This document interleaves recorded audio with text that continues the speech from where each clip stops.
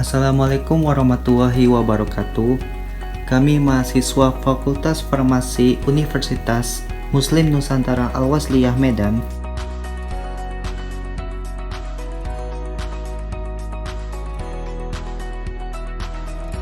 Video ini dibuat untuk bahan pembelajaran dan memenuhi tugas kelompok mata kuliah metodologi penelitian dengan dosen pengampu Ibu Yayu Putri Rahayu SSI MSI.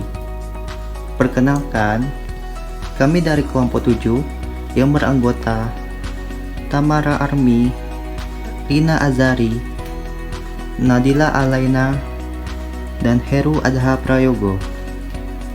Kami harap video ini dapat menjadi bahan pembelajaran bagi kita semua.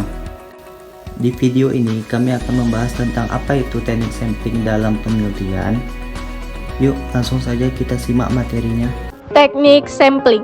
Teknik sampling adalah cara yang berkenan dengan pengukuran keadaan ataupun atribut dari entitas tertentu, seperti keluarga, areal produksi, usaha tani, guru, penyakit, dan sebagainya. Atribut serta objek yang menjadi tujuan penelitian disebut sifat karakteristik. Bila memiliki keragaman nilai, maka sifat tersebut dinamakan variabel penelitian. Populasi dan sampel. Populasi adalah wilayah generalisasi yang terdiri atas objek yang mempunyai kualitas dan karakteristik tertentu yang diterapkan oleh peneliti untuk dipelajari dan kemudian ditarik kesimpulan. Populasi dapat meliputi macam objek, jumlah, dan karakteristik.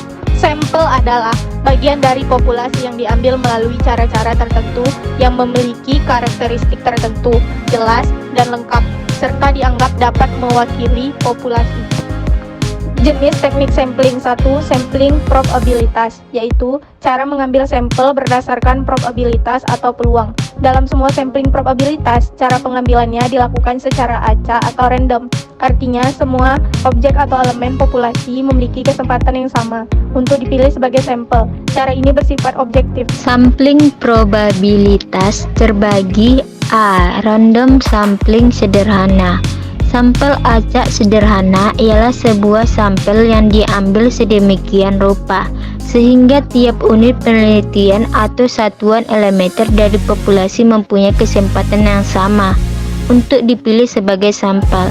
Apabila besarnya sampel yang diinginkan itu berbeda-beda, maka besarnya kesempatan bagi tiap satuan elemen untuk terpilihnya pun berbeda-beda. B. Pengambilan sampel acak distratifikasi. Biasanya di dalam praktek sering dijumpai populasi yang tidak homogen. Semakin heterogen suatu populasi, makin besar pula perbedaan sifat antara lapisan tersebut. Persis dan hasil yang dapat dicapai dengan penggunaan suatu metode pengambilan sampel, antara lain pengaruhi oleh derajat keseragaman populasi yang bersangkutan. C. Cluster sampling.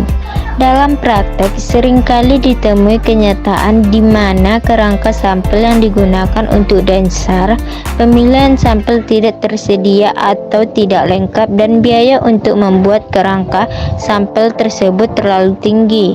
Untuk mengatasi hal tersebut, maka unit-unit analisa dalam populasi digolongkan ke dalam gugus yang disebut cluster. Dan ini akan merupakan satuan-satuan dari mana sampel akan diambil.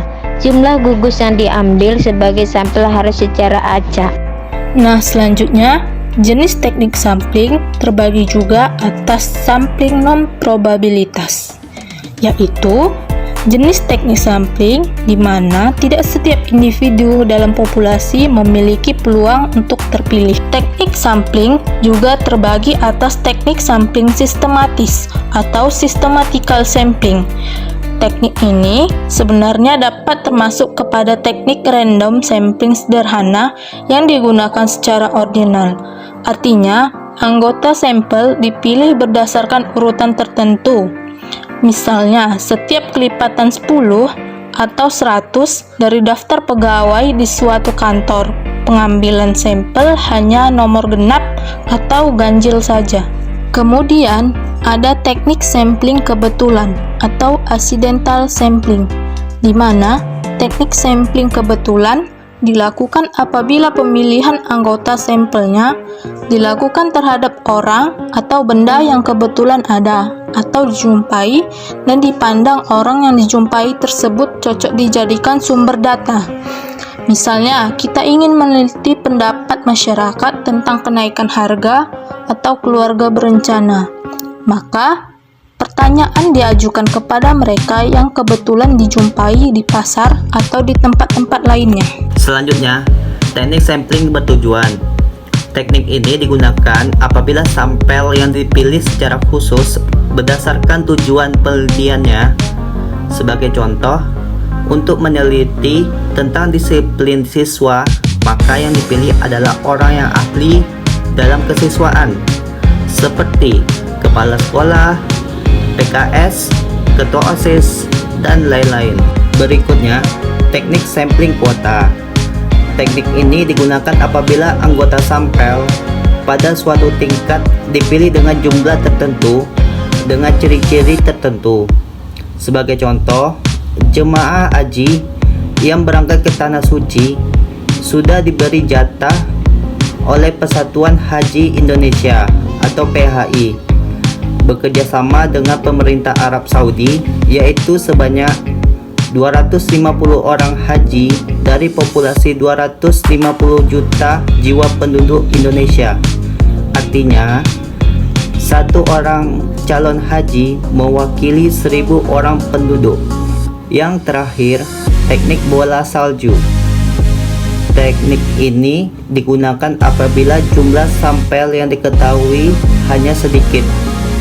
Dari sampel yang sedikit tersebut, peneliti mencari informasi sampel lain dari yang dijadikan sampel terdahulu, sehingga makin lama jumlah sampelnya, maka semakin banyak. Seperti bola salju yang menggelinding makin lama, bola salju tersebut makin besar. Nah, gimana teman-teman? Cukup menarik kan materi yang kami bahas? Kami harap teman-teman mengerti bagaimana teknik sampling dalam penelitian. Sekian dulu ya presentasi dari kami kelompok 7. Jangan lupa di like, komen, dan subscribe ya.